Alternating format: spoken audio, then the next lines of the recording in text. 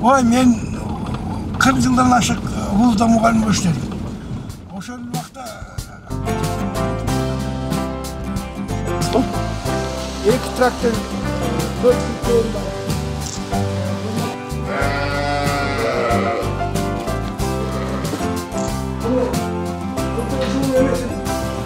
Уйдың тілінде дегенде қаншалық сотшын жақшы жемгесе, ошончолук берет. Мисалы, мына ушул 4 уй bir жумада 17-18 мың сом акча берет. Сүтүн өткөргөндө. Биз өзү ичкен, кошуналарга бергенден кийин келе. Анан ошондуктан жанагы ошом алып келип берип атпайлыбы?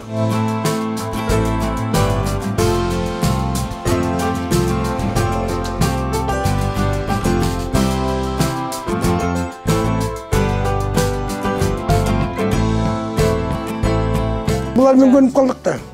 Бала ките асыраак. Таанып алса, эртең келип бир сүгүнү кел деп кой, анан келели барабыз.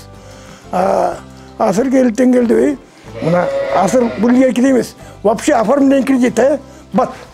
Илгери 1 айлап жүрчү. Документ чогултмай, тигиндей мындай.